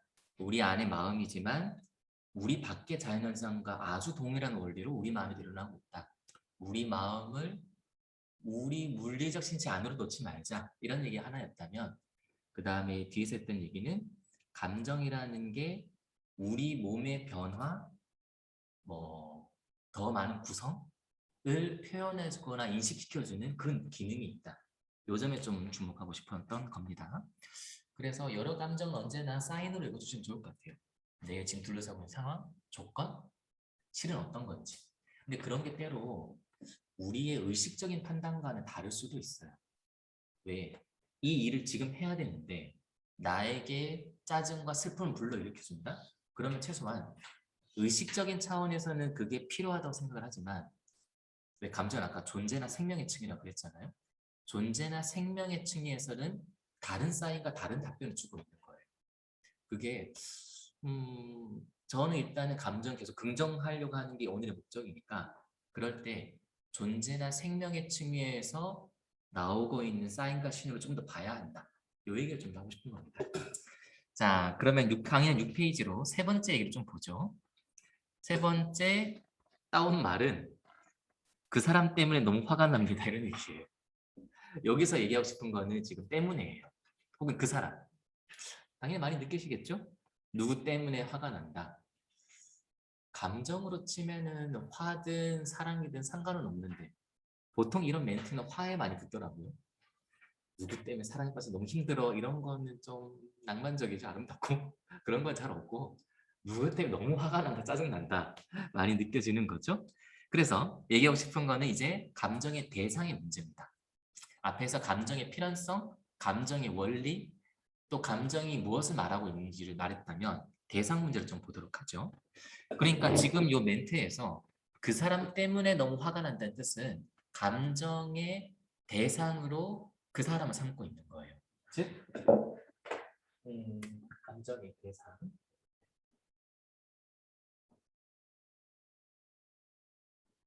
이 나에게 감정을 일으켜주는 뭐 사랑하는 이든 미워하는 이든 다른 누군가 되는 거죠. 네. 결론부터 얘기를 하면 감정의 대상은 사실은 이 누군가 그 사람이 아닙니다. 감정은 이 누군가 쪽에는 아무런 관심이 없어요. 아까 얘기를 치면 감정은 자기 표현이라고 그랬죠? 우리 존재가 변화한 것을 스스로 표현하고 인식시켜주고 보여주는 거예요. 그러면 뭘 인식시켜주고 뭘 보여주느냐? 아까랑 같은 얘기입니다. 그러면 우리 존재가 있는데 이 존재가 더 크게 확장되었는지 아니면 더 작게 축소되었는지 요 확장, 물론 스피노자는 에티카에서는 증대나 촉진이라는 말을 쓰긴 합니다. 뭐 의미는 같겠죠? 혹은 축소, 혹은 억제 이런 말도 씁니다. 어쨌든 우리의 존재나 활동력이 확장, 증대, 촉진되었는지 억제나 축소돼서 더 작은 공동체가 되었는지 여기만 감정의 관심사예요. 감정은 요것만 보고 있는 겁니다. 그러면 요렇게 있었던 변화만을 표현하는 게 감정이에요. 뭐가 빠져 있죠? 대상이 빠져 있어요. 저 사람 쪽은 우리 감정에는 아무런 영향이 없어요. 감정은 이 대상 때문에 일어나는 게 아닙니다. 대상 때문에 일어나는 게 아니라 우리 내부의 변화, 우리 존재의 변화, 공동체의 확장 여부만 보고 있는 게 감정이에요. 대상은 전혀 개입하고 있지 않습니다. 이게 감정의 본질이라는 본질이에요. 의미를 조금 내용에서 볼까요? 내용은 그 내용들을 좀 했고 다마지오 얘기부터 좀 먼저 보도록 하죠. 강의 안으로 7페이지입니다.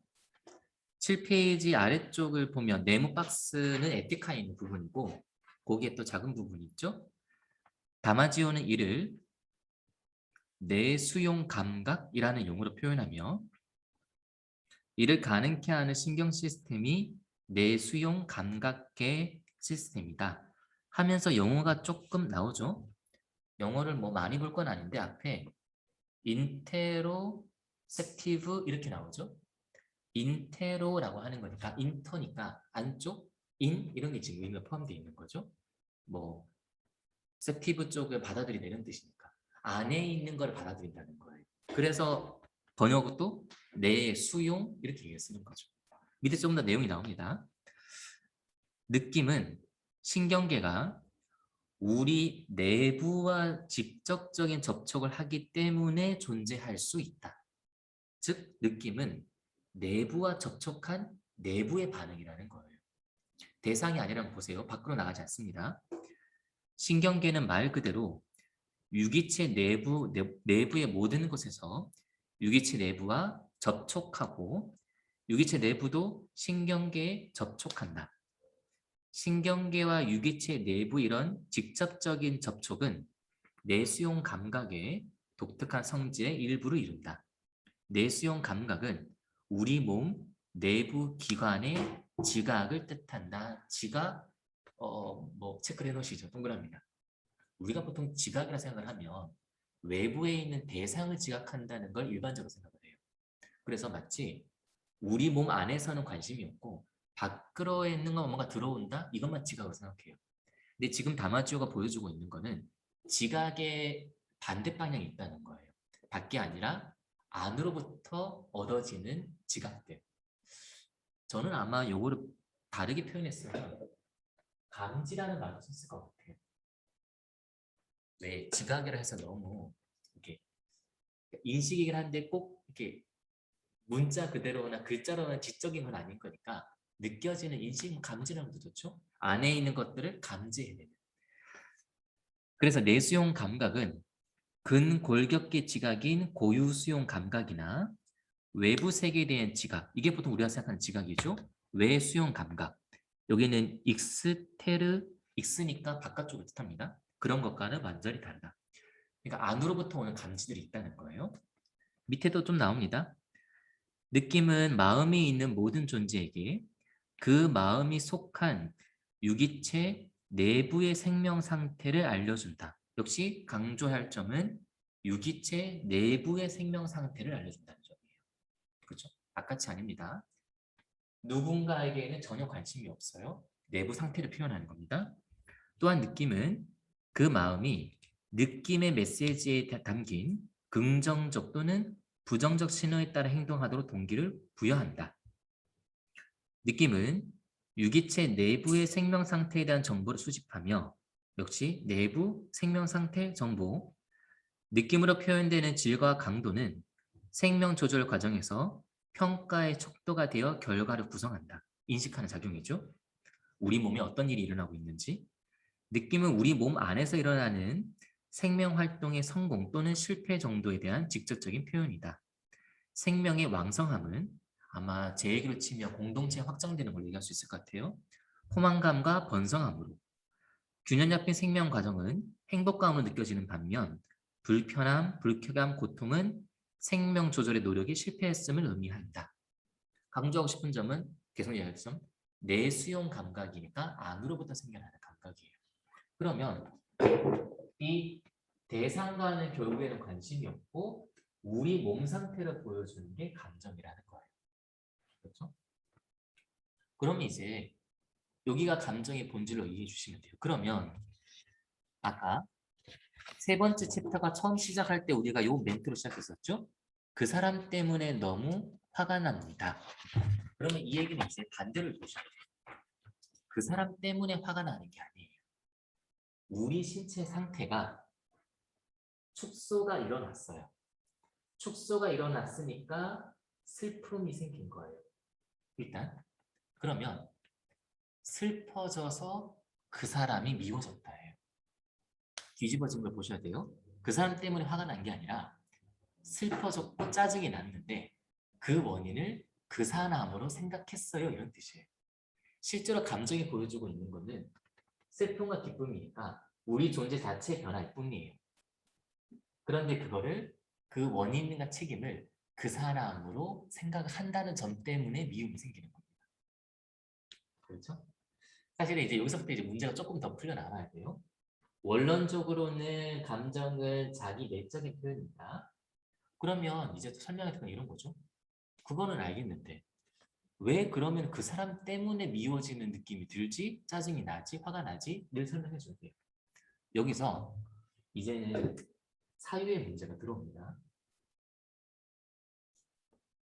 혹은 사고방식이라고 하죠. 이게 뭐라 표현할까요? 생각의 흐름.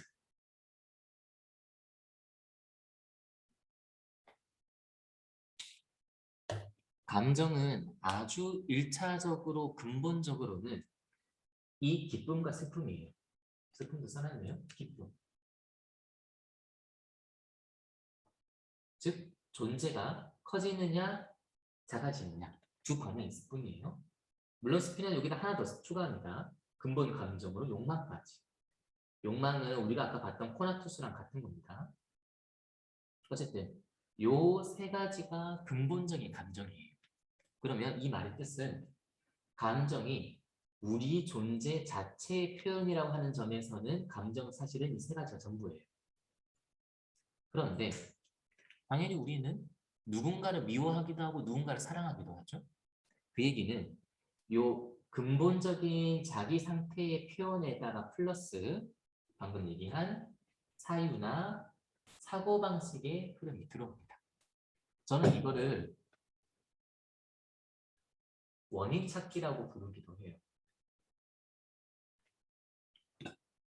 혹은 원인을 찾는 생각. 그러면 이제 우리의 신체 과정은 이렇게 이루어집니다. 어쨌든 어떤 문제점 때문에 어떤 상황 때문에 신체는 슬퍼졌어요. 혹은 공동체가 해체되고 뺏겨가면서 축소되는 방향으로 갔습니다. 그렇죠? 그러니까 뭔가 슬퍼진 거예요. 그러면 정신은 그냥 슬픔이 밀려온 것에 그치지를 않아요. 슬픔이 밀려왔으면 자기 활동적 존재인 만큼 이 슬픔을 극복하고 싶어 해요. 해결해야겠죠, 당연히. 그래 활동을 계속해서 나갈 수 있을 테니까요. 그래서 그 결과로 슬픔의 원인을 검색하기 시작합니다. 사고를 최대한 돌려서 정신은 생각하는 것 자체가 활동성이니까 그 활동성을 최대한 굴려서 머리를 최대한 생각을 해서 내가 지금 슬퍼진 원인이 어디에 있지? 이거를 찾아다녀요. 원인 찾기죠. 그러다가 과거의 기억이든 뭔가 사인을 얻었든 생각의 흐름이 뭔가 슬픔의 이유를 하나를 찾아요. 그렇죠?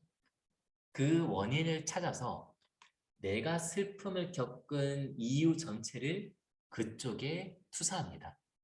요게 사고방식이에요. 사유.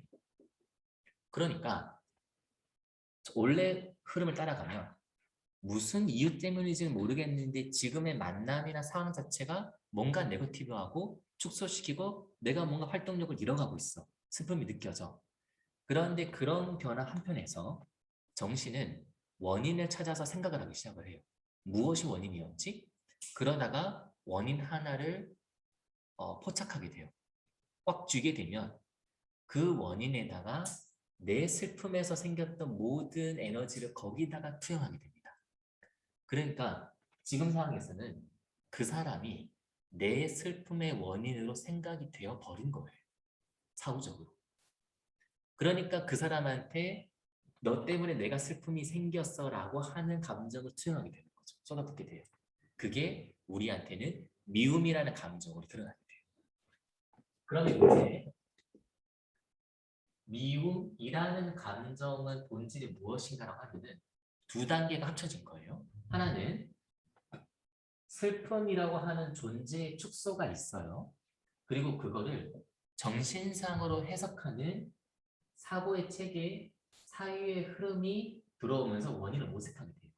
이 정신적 사고와 존재의 변화가 만나서 미움, 누군가를 미워하게 되는 겁니다. 이게 감정의 본질이에요. 그런데 스피노자 강조하는 바는 앞에서 얘기했던 이 존재의 변화와 사유나 사고방식의 흐름이 원인을 찾는 그 사람의 원인이라고 생각하는 이 사고의 방식이 필연적 관계가 아니라는 거예요. 얘 따로 작동하는 겁니다. 물론 상당 부분은 맞을 수도 있어요. 실제로 그 사람이 내 슬픔의 아주 중대한 원인일 수도 있어요. 그렇죠? 그러면 그 사람을 미워하는 것도 맞는 얘기예요. 그게 다 틀렸다는 뜻은 아닙니다. 하지만 무관계한 경우도 아주 많다는 거예요. 아마 그런 경우 실제로 많이 느끼셨을 거예요. 누군가 되게 미워했는데 사실을 알고 보니까 다른 사람의 잘못이었거나 다른 원인이 또 있는 거예요. 그러면 그 사람을 향하던 미움이 방향이 바뀌게 되는 거죠. 다른 쪽으로 미워지게 돼요. 즉 사고의 방식이나 생각의 흐름이 바뀌게 되면 우리가 흘러가던 감정의 회로도 딴지로 옮겨가게 돼요. 그런 경우도 아마 종종 느끼셨을 거예요. 그것처럼 이 두 가지는 서로 다른 작동 양상이 만나서 이루어지는 합성물. 미움이라는 것은 두 가지 합성물인 거예요. 한쪽과 한쪽 서로 무관하게 작용할 수 있다. 그래서 스피노자는 이런 얘기를 우연적 원인이라는 말로 표현하기도 합니다. 즉, 나에게 일어난 존재의 변화랑 그걸 원인으로 생각하는 사유의 흐름이 전혀 엉뚱하게 우연적인 딴 원인을 캐치해서 거기를 사랑하거나 거기를 미워한다는 점이에요. 그렇죠? 그러면 그 사람 때문에 너무 화가 납니다라는 거는 그 사람 때문에 미워졌어요라는 말이고 바꿔 얘기하면 나에게 슬픔이 생겼는데 그 사람을 내 정신은 원인으로 캐치를 했다더라 여기까지입니다. 그렇죠? 그러면 그 사람에 대한 미움을 줄이려면 어떻게 해야 될까요? 일단 여기를 바꾸면 돼요. 사고가 정해지는 사유의 흐름에 따라서 감정도 흘러가요. 그러면 사고방식이 바뀐다? 그러면 감정도 상당한 변화를 겪게 돼요. 두 개의 합성물이니까. 그러니까 단순하게 그 사람에 대해서 조금만 다른 생각을 하는 것만으로도 감정은 변화가 될 거예요.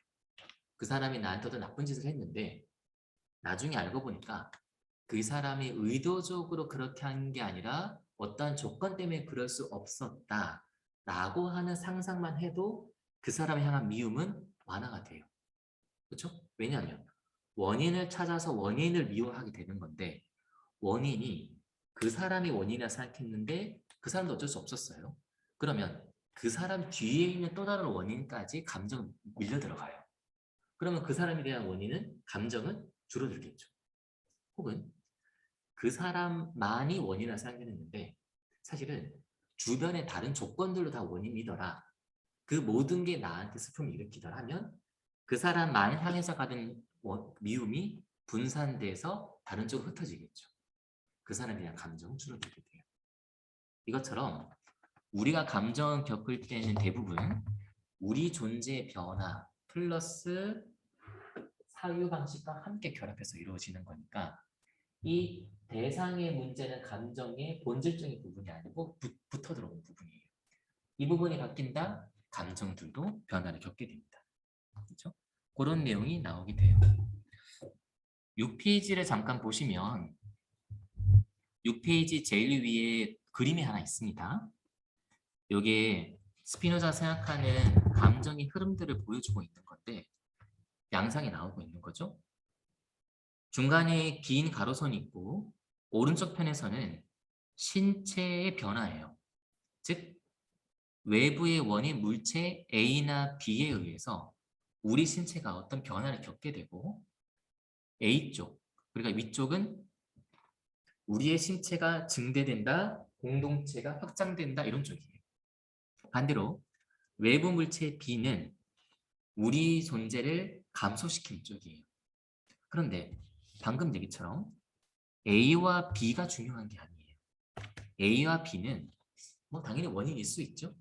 뭐 재반대 조건일 수 있어요. 그런데 그런 조건 중에 하나하나 관심 전체일 뿐이고 신체의 포인트는 우리 신체가 증대, 감소라는 변형, 변화를 하더라 여기까지예요.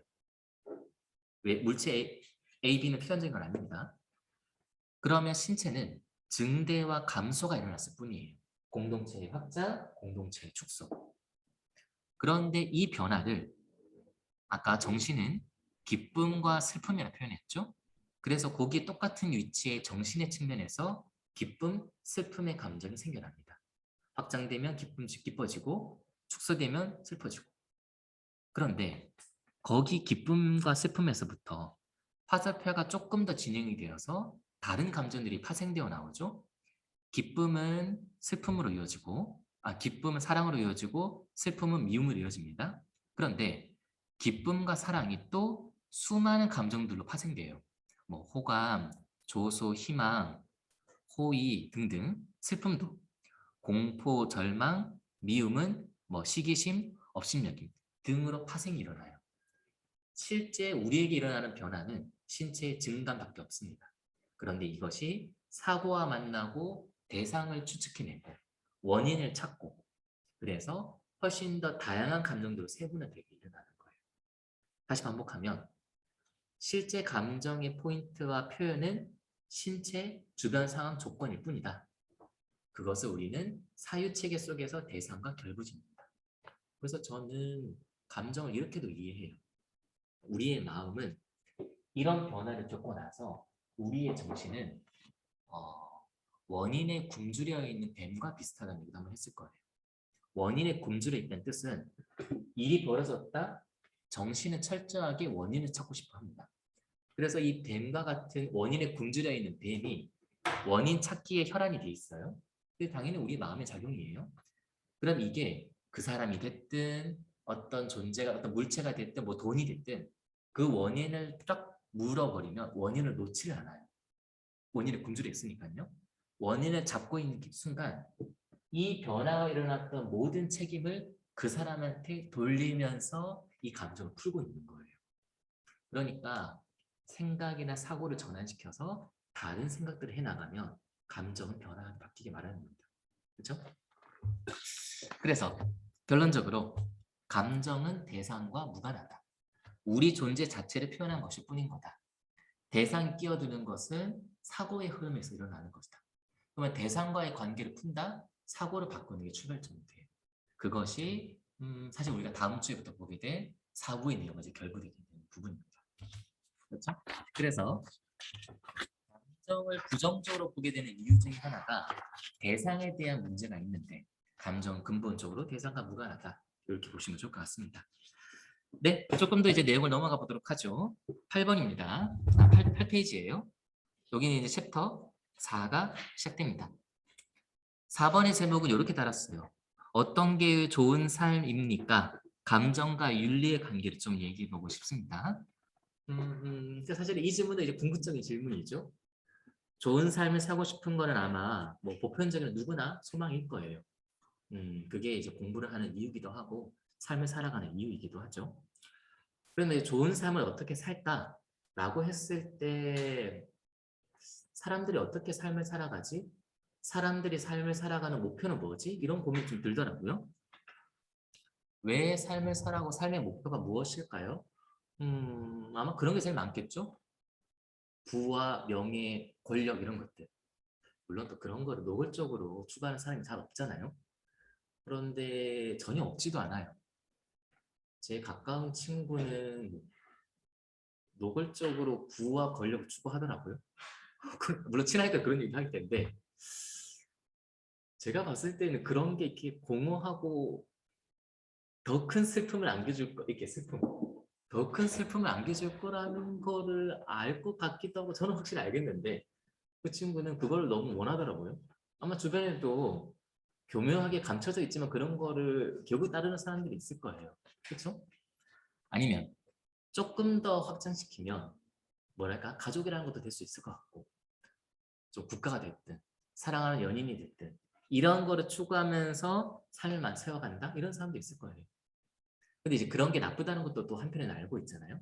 그러니까 또 반대편에서 추구하는 거는 도덕, 선 이런 것도 이제 삶의 목표가 될 수 있어요. 많은 사람이 뭐 따르지는 않지만 아마 다들 죄책감을 느끼시긴 할 것 같아요. 부와 명예를 추구하는데 그래도 한편에서는 도덕과 올바름도 좀 있어야 되지 않나 하는 사이에 왔다 갔다 하는 갈등. 그렇죠?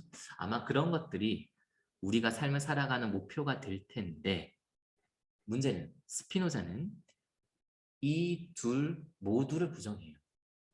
둘 모두를 부정한다는 걸 보셔야 돼요. 부와 권력과 명예를 부정한다? 철학자로서 사실 당연한 얘기겠죠? 그런 걸 추구할 리는 없으니까 포인트는 도덕도 거부한다는 점이에요. 그럼 도덕을 왜 거부하느냐? 스피노자는 언제나 내부와 외부를 늘 유심히 보고 있는 철학자입니다. 부와 명예가 됐든 도덕이나 선이 됐든 이것의 문제는 외적인 기준이라는 점이에요. 즉 우리가 삶을 살아가는데 삶의 목표로서 우리 존재 바깥에 있는 무언가가 목표로 상정됐다는 점에서는 똑같아요. 부가 됐든 도덕이 됐든. 그래서 아마 그런 경우도 가능하겠죠? 부를 탐욕스럽게 쫓는 것처럼 도덕이나 선을 탐욕스럽게 쫓는 것도 가능해져요. 그것을 진정한 의미로서 만드는 게 아니라 오로지 꼭 도덕적이어야 해, 선이어야 해 라는 것을 강압적으로 따른다든지 다른 사람한테 강압적으로 얘기하는 경우도 많이 보셨을 거예요. 지나친 도덕주의자 같은 경우도 많잖아요. 상황과 조건 따지면 무조건 올바른 걸 추구하는 그런 것처럼 이 둘 다 외적인 기준이라는 점에서 우리 삶을 피폐하게 만들고 소진시킬 수 있어요.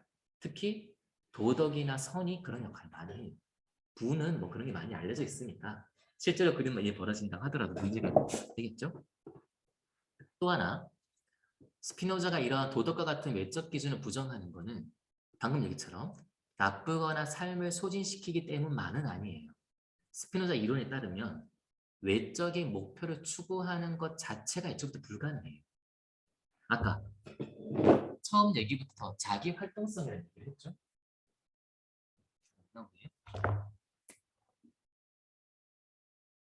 자기 활동성. 자기 스스로 변화하고 자기 스스로 바꿔간다는 거예요. 그러면 말을 잘 생각을 해보세요. 자기 스스로 변화하고 바꿔간다는 거니까 외부의 어떤 목표를 향해서 변해가는 게 아니에요. 그래서 이 자기 활동성의 의미 중에 하나는 외부 없음입니다. 외부나 그 이전에 상정되어 있는 외부 뭐 바깥에 있는 존재, 목적 이런 거 일체 없이 스스로 오직 변화하고 있을 뿐이에요. 아까 얘기처럼 자연이 흘러가고 계절이 변화하는 걸 보세요. 어떤 목적이 있어서 변화하나요? 그건 전혀 없어요. 자체의 변화일 뿐인 거죠. 이것이 호나투스로서의 우리 힘 안으로 그대로 들어온다고 했죠? 그러면 똑같이 우리 존재 자체도 외부가 없어요. 즉 존재 자체가 살아가는 내면 의미에서는 바깥에 무언가를 의도적으로 추구하지를 못해요. 아까 감정의 대상이 없다는 것도 같은 얘기입니다. 감정은 철저하게 내수용 기관으로서 내적인 변화만을 포착한다고 했어요. 대상처럼 바깥에 있는 것을 직접적으로 변화해서 목표로 삼지 않아요. 이 모든 게 자연의 법칙, 우리의 존재를 이루고 있는 내재성입니다. 외부가 없다는 점에서 내부성, 내재성. 그렇게 생각하면 우리가 삶을 추구해 간다? 이 역시 외부가 없으니까 외적인 기준에 맞춰서 살아갈 수가 없는 겁니다. 아까 얘기처럼 외부의 기준에 의해서 강제되니까 나쁘다는 게 아니라 그것도 있지만 애초부터 불가능한 거죠. 외적 기준이라는 게. 그러니까 부를 쫓을 수 없어요. 명예를 쫓을 수 없고 도덕에 맞춰서 살아가는 게 애초부터 불가능합니다. 그런데 우리는 왜 부를 쫓는다고 생각을 할까요? 부를 쫓는 게 아니라 부가 준다고 생각하는 기쁨을 따라 사는 거예요. 그렇죠? 아까 얘기했죠? 이 사유와 기쁨은 무관할 수 있다고. 그러니까 직접적으로 부를 쫓는 게 불가능하고 부가 이 기쁨의 원인이야라는 생각 속에서 기쁨을 따라 살아가고 있는 거예요. 그러니까 거기는 기쁨을 따라 살아간다고 하는 내적인 추구밖에 없는 거예요. 그러면 생각이 부가 기쁨을 주지 딴 게 기쁨이 있겠어? 사고방식의 문제예요. 사유의 흐름이죠. 그렇죠? 이것처럼 외적인 기준은 불가능합니다. 그러면 처음 우리 문제로 돌아가죠. 어떤 게 좋은 삶입니까? 어떻게 좋은 삶을 살아갈 수 있죠라고 했을 때 지금 제가 가능한 거의 모든 기준들을 지금 제거한 거예요. 부명예도 안 되고 더 긍정적인 도덕과 선도 따라 살 수가 없다는 거예요. 그러면 좋은 삶을 살 수 있는 가능성이 없냐?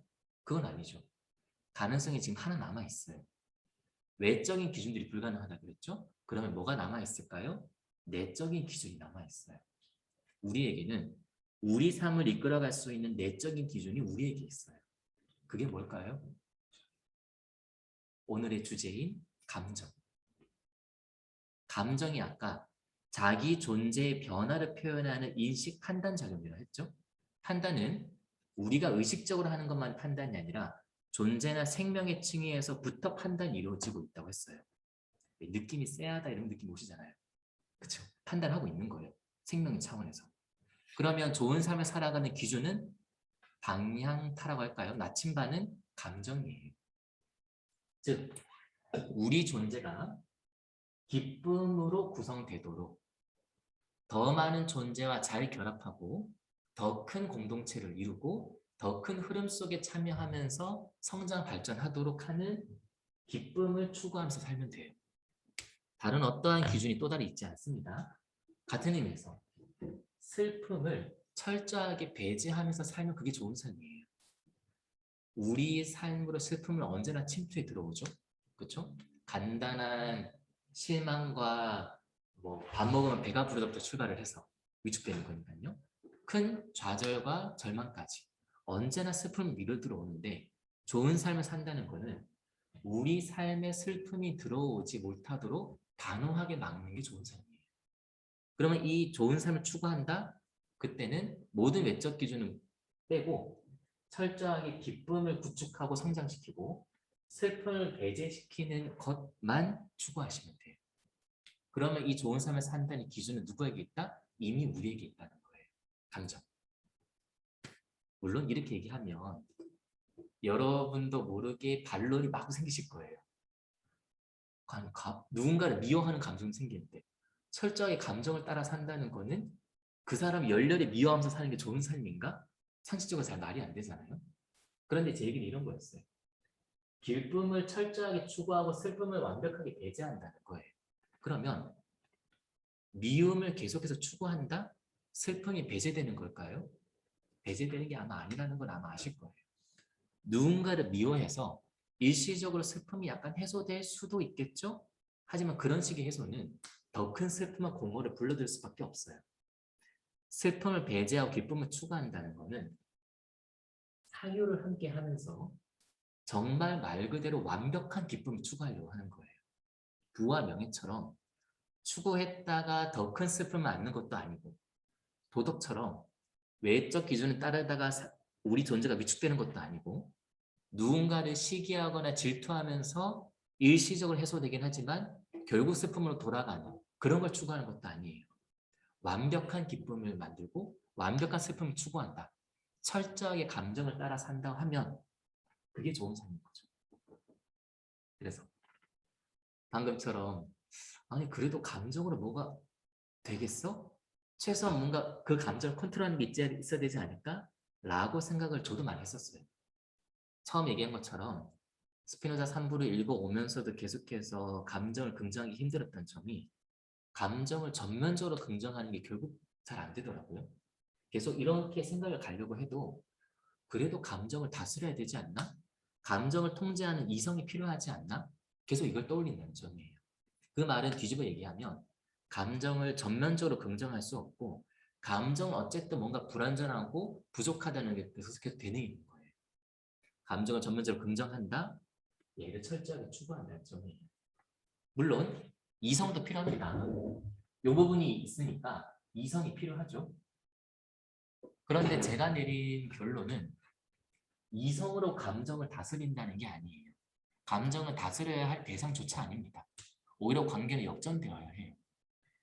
근본적으로 감정을 추구하는 거예요. 기쁨과 슬픔.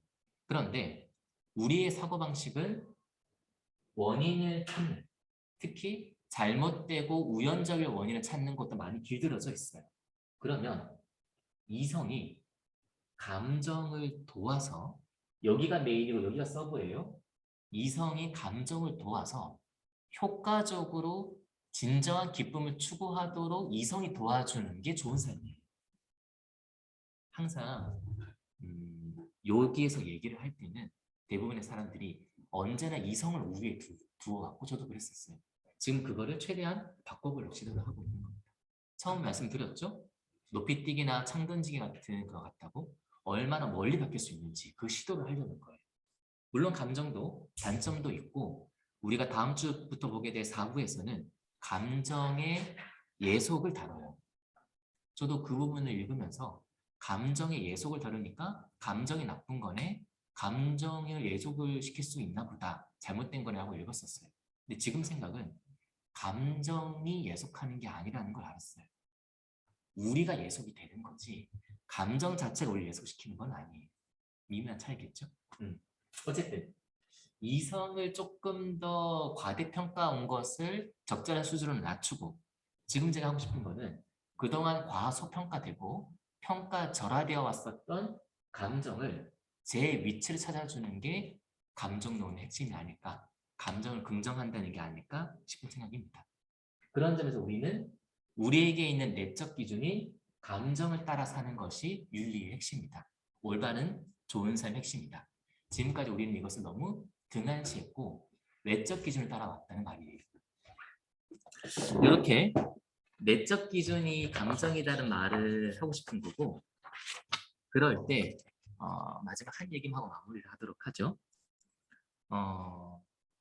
제가 토요일에 우웅순 선생님의 중용 강의를 듣는데 거기에 강의 듣다가 너무 아름다운 구절을 찾았어요. 강의 들으면서. 그래서 너무 좋아서 바로 외웠거든요. 그게 중용 13장에 나오는 벌가 벌가 기칙불언이라는 거예요.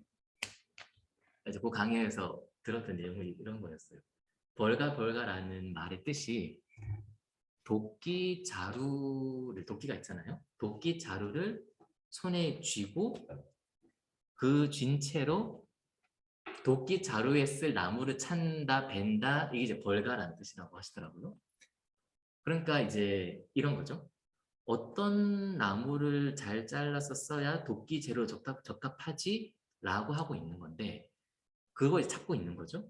그 나무를 찾고 있는 그 기준, 원칙이 내 손에 달려있는 도끼자루를 아는 거예요. 그렇죠? 그럼 그 원인을 다른 데 찾을 필요가 없죠. 그 도끼자루를 들고 있는 것 그 자체가 이미 어떤 거를 찾을지의 기준 역할을 하고 있다는 거예요.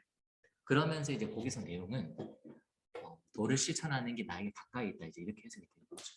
요 구절이 너무나 아름다웠던 거는 감정에 대한 태도가 똑같다는 느낌을 많이 들어서 그래요. 우리가 어떤 삶을 사는 게 좋은 삶이다라고 생각을 할 때 외적 기준을 쫓게 돼요. 다른 곳에서 뭐가 좋지, 뭐가 맞지, 밖에서 따진다고요. 그런데 제가 감정을 통해서 윤리사고를 하는 것은 좋은 삶을 살게 되는 그 판단의 기준이 어디에 있다? 우리에게 있는 거고. 우리가 일상적으로 매번에 겪고 있는 그 감정이 바로 그 원칙이라는 거예요.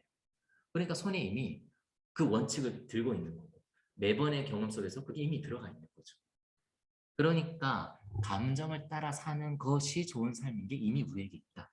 요게 그 구절이 제 버전으로 이해했을 때 아름다운 이유였어요. 이게 아름답다는 게 아마 이제 그런 거겠죠. 그냥 식구나 경구가 아름다운 게 아니라 우리 존재나 사람들의 삶을 윤리적인 것으로 이끌 수 있는 힘이 있는 문구다. 그런 깨달음을 준다. 그게 이제 아름다운 거죠. 그래서 그 문장이 너무 좋아서 바로 암기를 했고 그런 것이 감정. 우리가 매번에 겪고 우리를 힘들게 하는 그 감정이 바로 그것이구나. 윤리의 삶의 토대. 이런 느낌이 좀 들었습니다. 네, 뭐 요 정도 얘기를 하면 그래도 하고 싶었던 얘기는 뭐 얼추 된 것 같습니다. 그래서 처음 얘기를 돌아가면 감정을 긍정하는 게 목적이고 감정을 긍정하는 거는 그냥 단순히 결심, 마음가짐 문제는 아니라고 했어요. 세계와 존재에 대한 근본적인 알미 뒷받침되어야 하고 그런 뒷받침을 만들기 위해서는 이미 우리에게 깊게 박혀 있는 부정적인 것을 얼마나 끊어낼지, 단절할지 여기와 결합되어 있는 문제예요. 그래서 사실은 우리에게도 긍정을 위해서라도 철학이나 공부가 필요한 거죠. 그래서 이제 공부를 해 나가는 거고 그런 과정 속에서 지금 제가 한 서너 가지 이야기들은 우리가 일상적으로 받아들이고 있는 상식적으로 생각하는 감정을 부정적으로 대하는 것을 밝혀내는 작업이었어요. 감정이 내 탓인가? 감정이라는 게 나쁜가 정말? 또 감정은 대상과 관련이 있는 것이었나? 이것 때문에 우리는 감정을 부정적으로 볼 수밖에 없다고 생각을 해요. 그런데 쭉 논의를 펴는 과정 속에서 제가 원했던 바는 이 모든 것들이 아니다. 감정은 우리에게 있는 필연적인 일이다. 나쁜 감정이 아니라 나쁜 상황에 대한 인식, 평가 자체다.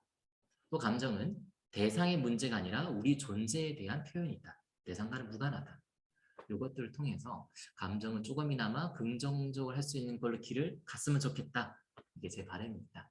이 내용들을 토대로 다음 주부터 4부 또 그 다음 5부에 이어지는 내용은 이 슬픔과 기쁨이란 감정을 아주 철저하게 쫓으면서 지금 윤리 길로 가려는 거예요. 에티카는 의미상 윤리니까 이제 윤리 흐름으로 가려고 하는 거죠. 네. 질문 올려주셨네요. 내면의 감정의 일어남 혹은 그 흐름을 인식하고 깨어있는 나의 의식작용 스피노자는 이성이라고 보나요? 네, 저는 충분히 맞을 것 같아요. 이성이 있다는 것은 감정이 일어나는 흐름들을 적절하게 인식한다, 판단한다, 요쪽 당이 작용이 있는 거죠. 그래서 당연히 둘 다 필요합니다. 그런데 제가 더 강조하고 싶었던 거는 기존에 이성이 너무나 크게 형성되어 있으니까 적절한 밸런스를 맞추려 감정을 넥슨들 심었던 거죠. 그렇지만 이성 당연히 필요한 거죠. 저는 이런 느낌이 좀 많이 들어요. 말씀하신 대로 그런 감정의 일어남을 관하는 거죠. 보고 있는 게 이성의 역할이 있어요. 다른 비유로 이런 것도 가능하지 않을까 싶어요. 감정과 이성을 얘기할 때 우리가 많이 빠지는 함정 중에 하나가 감정과 이성을 대립적으로 보는 거예요. 그래서 이쪽이냐 저쪽이냐. 그런데 둘 다 정신의 작용이 하나라는 점에서 상당히 일치하는 면도 있거든요. 몇몇 관점에 따라서 분리시켜서 이해할 수도 있지만 한편에서는 동일한 거기도 해요. 그래서 저는 이런 느낌도 요즘 생각을 하고 있거든요. 감정이라는 게 하나의 흐름, 우리의 존재가 하나의 흐름이라고 생각을 한다면 물 같은 거에 비유도 좋을까요? 물이 이렇게 흘러가는 거죠. 감정을 다스린다, 물을 다스린다, 치수 이런 얘기를 할 때 우리는 흔히 물을 다스린다고 쉽게 말을 해요. 감정을 다스린다. 근데 실제로 생각을 해보면 감정을 다스리고 물을 다스리는 게 아니라 물이 흘러가는 조건을 다스리는 거죠. 물이 흘러가는 배경을 바꿀 수는 있어요. 물을 바꿀 수는 없죠. 그러면 다스린다는 말의 뜻도 더 이상 감정을 다스리는 게 아니라 감정이 벌어지는 사유의 흐름을 다스릴 수는 있어요. 감정을 다스리는 게 아니죠. 그런 것도 아마 상상할 수 있을 것 같아요. 혹은 감정과 이성을 대비시키지 않고 보는 걸 이런 비유도 가능하지 않을까 싶어요. 계곡에 물이 흘러가는데 계곡에 물이 흘러갈 때 물이 늘 똑같은 방식으로 흘러간다고 생각하지는 않아요. 왜냐하면 물이 흘러가면서 앞에 놓여있는 바위를 깎기도 하고 주변을 침식시키기도 하잖아요. 막혀있는 부분이 있으면 돌아가는데 돌아가면서도 막혀있는 것을 계속 갉아먹으면서 가죠. 그런데 그 일이 계속해서 진행이 되면 계속 갉고 들어가다 보면 그 부분이 사그라들어서 뚫리게 되죠. 저는 요게 이성이 아닐까 싶어요. 감정과 이성이 따로 있는 게 아니라 둘러서 흘러가던 감정의 흐름이 어느 순간 계속해서 부딪히다 보면 이 부분을 뚫게 되겠죠? 저절로 인식이 생기지 않을까요? 계속 잘못된 반복하고 있구나. 그러면 계속 막혀있는 거를 뚫고 가다가 어느 순간 뚫리게 되면 그게 이성이 아닌가 싶어요. 감정과 이성이 본성적으로 다른 게 아니라 감정의 흐름 중에서 특정한 흐름이 이성이지 않을까. 그것도 요즘 생각하고 있는 바입니다. 조금 더 풀어보도록 하죠. 네. 혹시 뭐 다른 질문 있으시면 올려주셔도 좋고요.